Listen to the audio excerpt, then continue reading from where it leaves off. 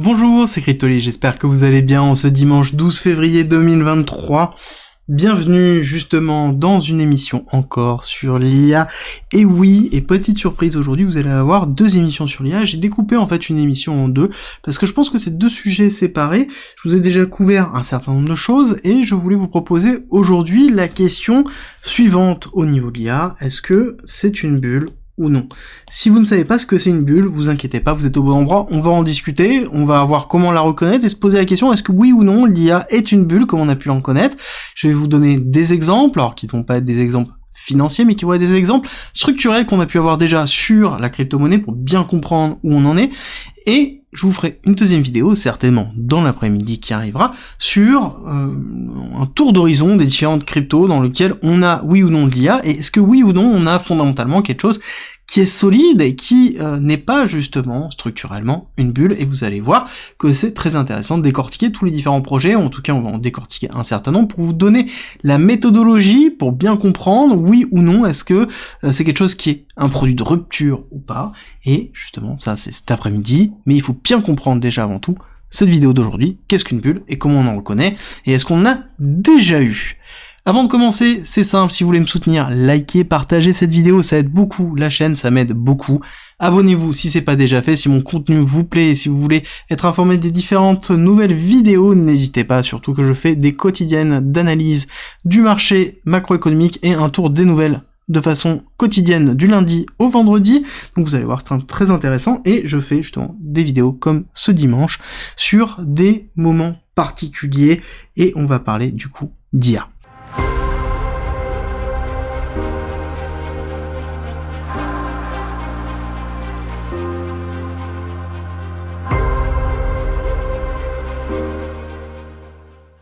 Du coup, concernant l'IA, je ne vais pas revenir sur ce que j'ai déjà défini, je vous invite à regarder les différentes vidéos pour bien comprendre la relation entre l'IA et l'ABC, d'accord? Là-dessus, on a quelque chose qui est symbiotiquement faisable, qui peut marcher, mais on a aussi des difficultés, et globalement, pour résumer très rapidement, je vous invite vraiment à regarder la vidéo dessus, dans lequel nous avons la couche d'exécution, dans lequel on a besoin d'exécuter du power, dans lequel on a besoin de pouvoir mettre en œuvre justement le réseau de l'IA, dans lequel on va avoir besoin de cloud computing, et à côté on va avoir besoin de data pour pouvoir justement faire du deep learning et pouvoir faire l'apprentissage du modèle réellement de l'IA. Si vous ne comprenez pas ce que je viens de vous dire, il y a une vidéo exprès dessus qui a été effectuée il y a 15 jours, vraiment, donc n'hésitez pas à la regarder directement, et je la mettrai en description de cette vidéo si jamais vous avez le moindre doute pour pouvoir regarder. Du coup, dessus, oui, on a un lien structurel entre les deux. Mais est-ce que l'un et l'autre doivent exister doivent être ensemble pour pouvoir exister? La réponse, clairement, elle est non. Clairement, non, nous n'avons pas besoin de l'IA pour que la blockchain existe, nous n'avons pas besoin de la blockchain pour que l'IA existe. Est-ce qu'il y a une valeur ajoutée structurelle à avoir les deux? Oui, on a quelque chose avec un petit oui, vous voyez bien, je l'écris petit, parce que on a une forme de décentralisation qui va permettre de pouvoir le faire. Mais là-dessus, on va avoir plein de blocages qui vont rentrer dedans. Plein de blocages, que ce soit à travers la notion de scalabilité, la notion de capacité à pouvoir assurer un service de façon correcte. Quand on est décentralisé, ça veut dire qu'on n'a pas de SLA, on n'a pas du coup de garantie de bon fonctionnement, et forcément quand on veut aller sur une notion de travail d'un modèle, on va avoir besoin de beaucoup de puissance, on va avoir beaucoup de données, et on a besoin d'un flux continu qui ne doit pas être bloqué, et là-dessus, c'est la difficulté de la blockchain, parce que la blockchain en elle-même, par défaut, n'est pas forcément scalable, n'est pas forcément, si elle souhaite être décentralisée, scalable, et si elle veut être scalable, elle doit quand même se diriger vers une forme de centralisation. Et donc après, comment on fait pour avoir justement du cloud computing décentralisé, en gardant justement une SLA, donc du coup une qualité correcte pour pouvoir le faire. Ça c'est vraiment la problématique que l'on peut avoir dans la blockchain. Je ne vais pas aller plus loin, je l'ai couvert déjà la dernière fois. Maintenant, on va ouvrir le débat dans un premier sens, on va ouvrir le débat sur qu'est-ce que l'intelligence artificielle, qu'est-ce que l'évolution de la technologie de l'intelligence artificielle en général, sans parler de la blockchain. Et après, on ira tacler la blockchain. Déjà, c'est une technologie d'accord? Donc c'est une technologie, donc ça veut dire qu'il y a une courbe liée à l'adhésion de la technologie, d'accord? Maintenant, la question qu'il faut se poser, c'est est-ce que cette tech, c'est une tech de rupture? D'accord? Est-ce que c'est quelque chose qui entraîne une rupture au niveau de notre société, de notre façon de fonctionner? La réponse va être très vite, tout le monde va se diriger vers le oui, je suis d'accord avec vous, oui, c'est une technologie de rupture qui existe, qui permet de faire. Et du coup, ce qui est très intéressant, c'est que dans cette notion de tech et de rupture, on a un graphique qui est représentatif justement de ça, et je pense que je vous l'ai déjà fait, qui va être justement cette accélération haussière et cette rupture, et ensuite quelque chose qui va plutôt faire comme ça. Ici, nous avons justement la partie spéculative, très forte, sur l'avènement de la technologie. Ici, nous avons la fin de cette partie spéculative avec la partie building, et ensuite nous avons l'adhésion réelle qui est en train de se faire. D'accord? Ça, c'est classique dans toutes les technologies avec les différentes phases, réellement, que ce soit d'adhésion, que ce soit de rupture, et à chacune de ces phases, on peut se retrouver sur des breaks, c'est-à-dire qu'on peut très bien avoir une accélération haussière et une baisse, parce que du coup, en fait, là-dessus, c'était juste du pur spéculatif et ça n'a pas existé, comme on peut se retrouver sur quelque chose qui va faire comme ça et qui va osciller pendant très longtemps avant potentiellement de monter tout doucement comme ça, pourquoi pas? Là-dessus, on pourrait avoir une forme, justement, on pourrait y voir la technologie de la bancarisation qui est rentrée dedans, dans lequel la difficulté de la masse des jeunes, je veux dire, voilà, on a quand même encore 30% de la population mondiale qui n'est pas bancarisée, hein, ce qui est quand même colossal, alors que les banques existent quand même depuis très longtemps. Donc il faut bien prendre en considération ça, c'est qu'on peut avoir plusieurs patterns. Mais néanmoins, on a cette pattern réel, toujours au début, dans lequel on a l'afflux de spéculation, et quand nous sommes en haut avec la rupture baissière, c'est ce qu'on appelle justement une bulle spéculative. Alors, avant d'entrer dans la notion de bulle, on va parler de la notion de technologie. Est-ce que, oui ou non, c'est une technologie de rupture? J'ai déjà commencé à répondre en disant oui, je suis d'accord que c'est une technologie de rupture. Maintenant, il va falloir se poser la question suivante. C'est est-ce que c'est une technologie de rupture maintenant? Je reformule, est-ce que, actuellement, nous avons une rupture au niveau de l'intelligence artificielle? Est-ce que, au niveau de l'intelligence artificielle, de l'IA, nous avons cette rupture maintenant, aujourd'hui, au moment où nous avons eu ChatGPT? Est-ce que ChatGPT, pour ceux qui ont regardé les vidéos précédentes, ils ont la réponse, hein. Là, ils ont la réponse, ils sont déjà en train de l'écrire dans le commentaire. Oui, je sais. Donc ChatGPT, oui. Est-ce que c'est une rupture? Bah, la réponse est non. Ce n'est pas une rupture. C'est une utilisation différente de l'IA, c'est une preuve de concept, de l'utilité claire et de la diffusion générale, publique, publique, hein, très important, publique, de l'intelligence artificielle. Mais ce n'est pas une zone de rupture, ce n'est pas une rupture fondamentale qui s'est effectuée. Parce que l'intelligence artificielle existe déjà depuis relativement longtemps, est utilisée dans quasiment toutes les fonctionnalités que vous avez, et ce qui est très intéressant, c'est qu'on pourrait même comparer par exemple Bitcoin comme une forme d'intelligence artificielle structurelle, et donc basse sous une forme d'algorithmie simple. Et là, et c'est là où on a justement peut-être quelque chose qui se valorise encore plus, c'est-à-dire que là, nous avons donc une réaction très forte.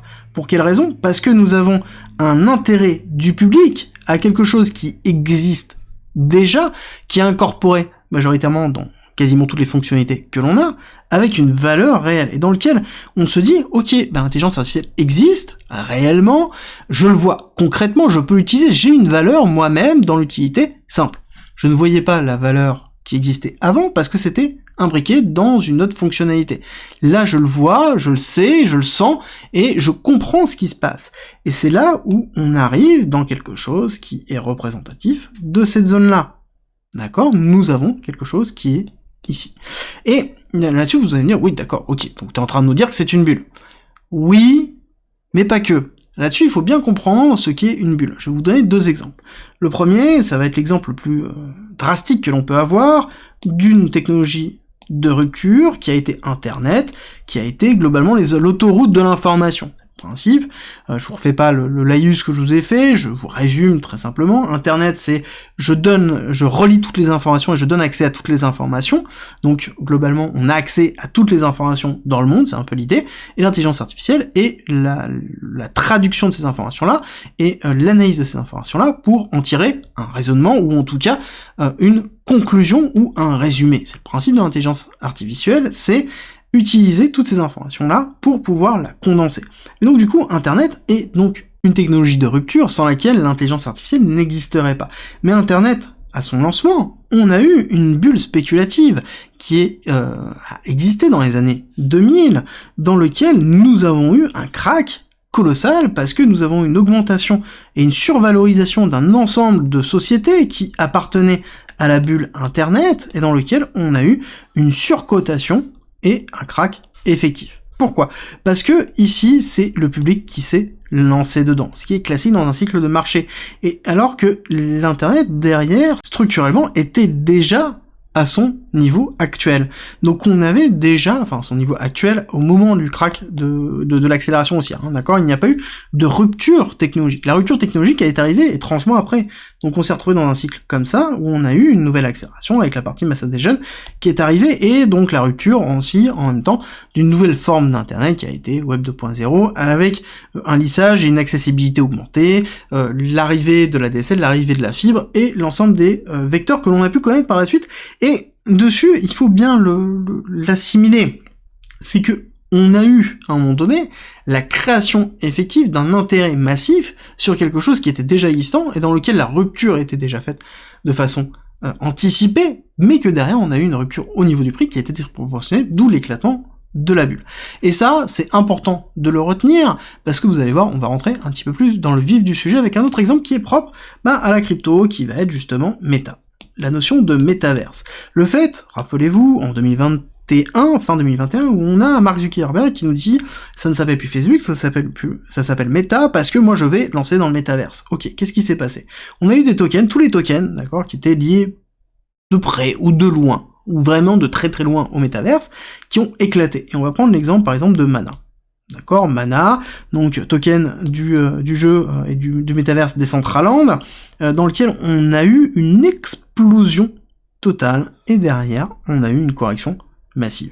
On a eu la mise en place réellement ici d'une survalorisation d'un token ou d'un ensemble de tokens dans lequel on a eu un éclatement, parce que est-ce que oui ou non Decentraland est une forme de métaverse et l'état suffisante de l'évolution du métaverse, et est-ce que Mana, et donc le token et donc Decentraland, avait une rupture suffisante pour expliquer cette accélération haussière? La réponse était clairement non, donc on a eu une contraction très très forte derrière, et ce qui est classique, et donc c'est la différence entre est-ce que oui ou non nous avons une rupture significative en termes de technologie qui explique le mouvement spéculatif que nous avons. S'il reste purement spéculatif, nous sommes dans une phase de bulle. Et justement, là-dessus, on va discuter de l'intelligence artificielle tout court. L'intelligence artificielle a déjà fait tous les progrès que l'on voit, c'est les ruptures qui ont été effectuées dans les 5 dernières années. Ce n'est pas des ruptures actuelles, là c'est juste une réalisation générique d'un ensemble de personnes par rapport à ça. Et du coup, qu'est-ce qui entraîne ? Nous avons la phase spéculative qui arrive, et cette phase spéculative a une grosse problématique, c'est que elle va amener un certain nombre de sociétés à se créer, qui vont surfer sur cette partie spéculative, et donc qui vont avoir une valorisation dégueulasse, qui va monter au fur et à mesure, pour craquer en disant, tout compte fait, ça ne correspondait pas à ce qu'on attendait. Et là-dessus, c'est quelque chose qui est en train de se faire maintenant, et il faut bien le prendre en considération, et bien assimiler que c'est le cas. Et maintenant, quand on sait que c'est le cas au niveau de l'IA, on peut se poser la question, IA plus BC, d'accord, plus blockchain.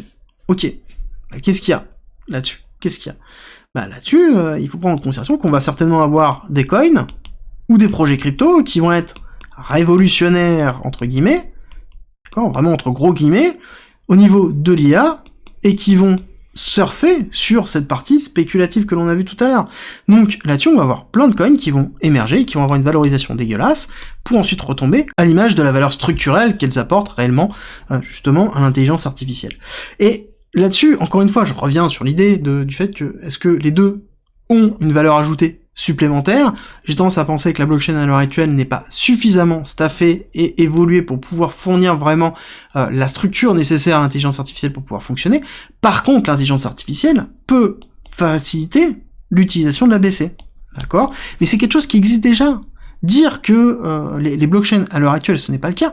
Quand on regarde la création de consensus, comme par exemple le consensus d'Avalanche ou le consensus LEDAG de Phantom, il faut comprendre que derrière, la conception algorithmique qui est donnée et les évolutions intrinsèques qui sont effectuées sont basées sous une forme d'IA existantes.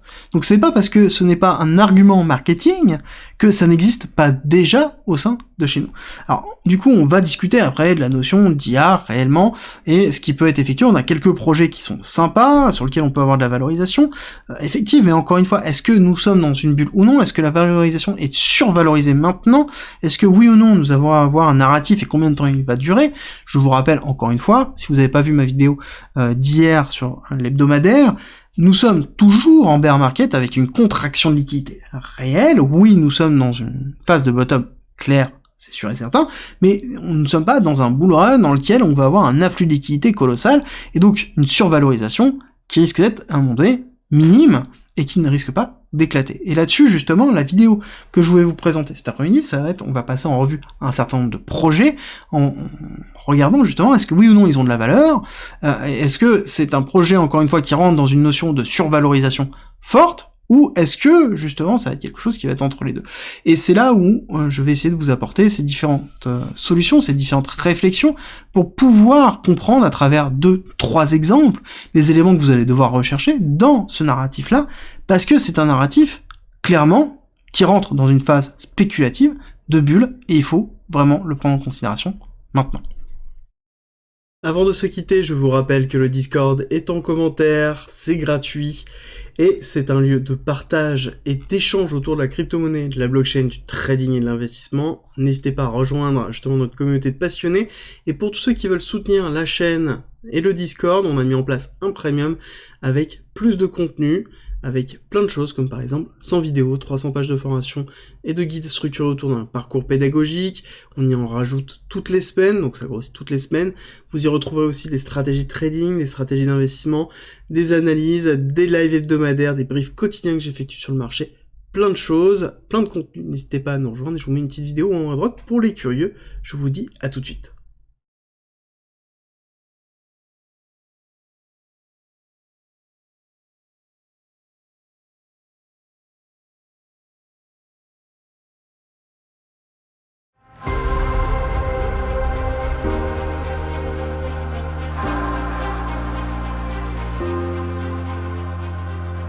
Si tu aimes mon contenu, n'hésite pas, partage, like, ça m'aide énormément, et rejoins-nous sur Discord.